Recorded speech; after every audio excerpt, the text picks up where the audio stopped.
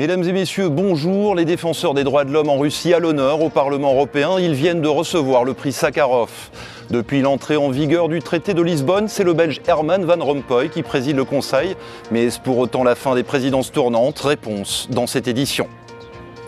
Négociations dans l'impasse, le ton monte à Copenhague. Nous parlerons à l'eurodéputé Karl-Heinz Florenz, présent dans la capitale danoise. Et puis 2010 sera l'année de la lutte contre la pauvreté. L'enjeu est de taille. Nos caméras ont suivi le SAMU social à Bruxelles, la capitale européenne. En Russie, les défenseurs des droits de l'homme payent parfois de leur vie le prix du changement. 21 ans après la création du prix Sakharov, en hommage au célèbre dissident russe, c'est Memorial, une ONG créée par Andrei Sakharov lui-même pour promouvoir les droits de l'homme, qui vient d'être primée par les eurodéputés. Arnaud de Molder.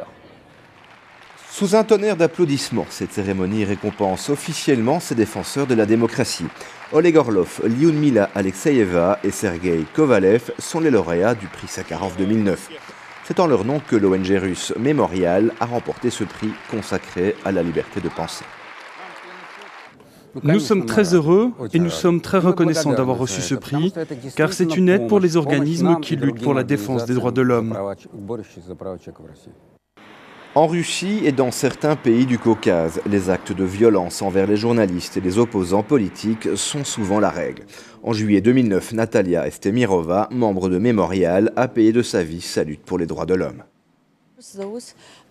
Ceux qui commettent des violations des droits humains ont parfois des amis puissants qui les protègent et qui font pression sur les juges pour qu'ils soient laxistes ou pour qu'ils n'enquêtent pas correctement. Par cette récompense, le Parlement européen pose un acte politique fort. Le but, faire pression sur les autorités russes et caucasiennes. C'est très important de soutenir moralement ceux qui se battent encore pour les droits de l'homme et qui croient dans les principes fondateurs de la civilisation européenne, tout comme Andrei Sakharov. Memorial fut justement fondé en 1980 par Andrei Sakharov, prix Nobel de la paix en 1975. La remise de ce prix coïncide avec le 20e anniversaire de sa mort. La présidence suédoise du Conseil touche à sa fin. C'était l'heure du bilan devant les eurodéputés pour le Premier ministre suédois Fredrik Reinfeldt. À partir du 1er janvier, c'est l'Espagne qui prendra le relais. Pourtant, avec l'entrée en vigueur du traité de Lisbonne, l'Union s'est dotée d'un président permanent pour 2 ans et demi. Alors, feu les présidences tournantes de 6 mois. Jim Gibbons nous donne la réponse. Herman Van Rompuy est bien le président élu du Conseil, mais la présidence tournante de l'UE continue. Le président du gouvernement espagnol, M. Zapatero, qui prendra le relais le 1er janvier, a déjà établi un programme ambitieux. Notre société doit changer et nos économies doivent aussi changer. C'est le moment ou jamais de le faire. Il faut s'adapter et prendre en compte les aspects économiques, les aspects sociaux, ainsi que les aspects de durabilité. Ce sera la première présidence permanente des sommets européens. Les réunions des ministres des Affaires étrangères seront présidées par la haute représentante aux Affaires étrangères, Catherine Ashton. Mais malgré cela, l'Espagne aura du pain sur la planche. Tout dépendra de la façon dont M. Zapatero organisera la présidence espagnole dans les 6 prochains mois. On verra également l'influence du nouveau système sur les relations entre la présidence tournante et M. Van Rompuy au cours des mois et des années à venir. Selon M. Zapatero, l'approche sera consensuelle, ralliant tous les partis pour promouvoir le modèle économique et social européen, soutenir l'adhésion de la Croatie et les efforts turcs pour rentrer un jour dans l'UE.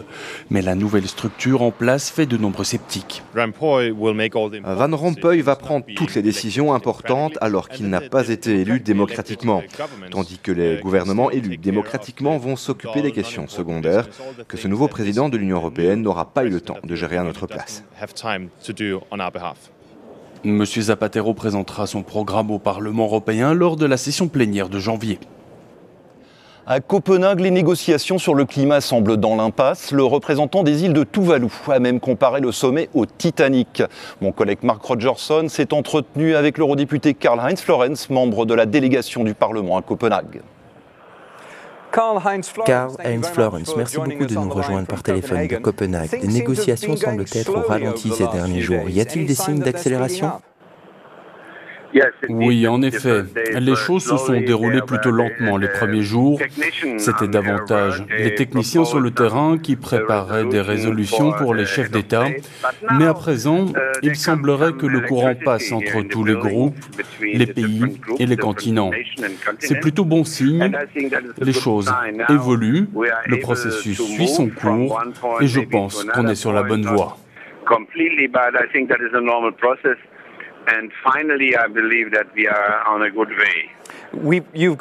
Vous avez plus de 120 chefs d'État et de gouvernement qui arrivent. Est-ce qu'ils auront quelque chose à signer ?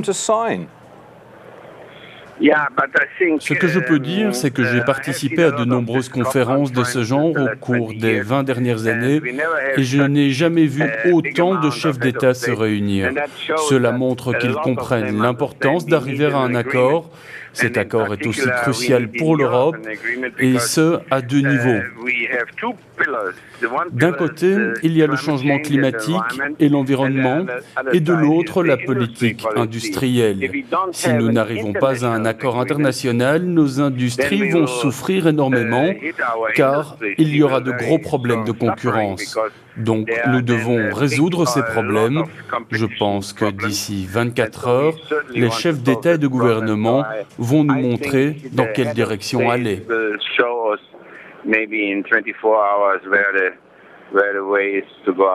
Une dernière question. Êtes-vous optimiste ou pessimiste ? Je suis optimiste, mais il va falloir faire de gros efforts pour arriver à convaincre tous les pays d'encourager les chefs d'État et de gouvernement à signer un accord. Donc, je suis optimiste, mais il faut travailler sans relâche, nuit et jour, pour y arriver. Et nous restons à Copenhague pour le reste de l'actualité en bref. Julie Martin. Conférence sur le climat, c'est le chaos. Certains pays parlent de la conférence comme d'un bazar intégral. La Chine dénonce un manque de transparence. Toute la matinée, le centre de conférence s'est retrouvé en état de siège, à l'extérieur comme à l'intérieur. Plus de 230 manifestants ont été arrêtés près du Bella Center. Du côté des responsables politiques, pas mal de scepticisme. Le Premier ministre suédois Fredrik Reinfeldt doute du fait qu'un accord puisse être trouvé à Copenhague, accord qui limiterait le réchauffement climatique à 2 degrés. L'Union européenne envisage maintenant d'étaler dans le temps ses efforts pour réduire les émissions de gaz à effet de serre si les autres pays retroussent aussi leurs manches. Ce sont maintenant les chefs d'État qui entrent en scène. 36 d'entre eux sont déjà arrivés à Copenhague pour s'exprimer au nom de leur pays. L'année 2010 sera l'année de la lutte contre la pauvreté. Alors que les températures passent sous zéro un peu partout en Europe, le nombre de personnes en situation précaire, voire sans abri, ne cesse d'augmenter. Ils sont officiellement 1200 sans-abri dans la capitale européenne. Renaud De Witt est allé à leur rencontre avec les travailleurs du SAMU social bruxellois. Il est 20h, les équipes du SAMU social se répartissent les différentes zones de la ville. Durant toute la nuit, 3 équipes vont sillonner Bruxelles afin de tenter d'aider les plus démunis. Ce soir, c'est l'équipe de Diane, David et Félix que nous accompagnerons. Félix a découvert depuis peu un sans-abri oublié de tous qui vit sous l'un des ponts de l'autoroute qui fait le tour de la région bruxelloise. Il serait iranien sans papier. Allô.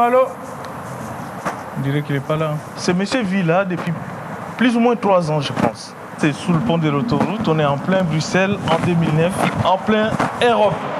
Soudain, un passant avertit Félix qu'un sans-abri aurait perdu connaissance à quelques rues de là. On nous signale qu'il y a quelqu'un qui est tombé à même les sols.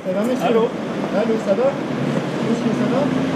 On a trouvé ce monsieur qui paraît être inconscient ici, donc là apparemment monsieur respire, au niveau de certains signes ça ne répond pas trop, donc là j'ai appelé une ambulance. L'ambulance arrive quelques minutes plus tard. Régulièrement, tous les ans, on a une trentaine de personnes qui décèdent en rue, justement aussi, des conséquences de plein de choses, du froid, des problèmes, ça peut être des problèmes de santé qui ne sont pas traités, ce genre de choses. Cette nuit-là, l'équipe du SAMU social n'aura pu ramener en hébergement que 200 sans-abri, car il n'y avait en fait que 2 places de libre. Bruxelles compte 1200 sans-abri pour à peine 300 lits disponibles. Pour les acteurs de terrain, l'Europe n'est pas assez présente en matière de lutte contre la pauvreté. Non, il n'y a pas de politique sociale au plan européen. Il y a une politique de lutte contre la pauvreté, mais qui s'assimile encore beaucoup trop à de la charité. Donc ça n'est pas véritablement une politique sociale. Elle ne repose pas sur des acteurs qui ont pour ambition d'éradiquer la pauvreté. En Belgique, près d'1,5 million de personnes vivent dans une situation de pauvreté. En Europe, ils sont près de 80 millions, dont 19 millions d'enfants. Voilà, c'est tout pour aujourd'hui. Merci d'avoir suivi cette édition. À demain.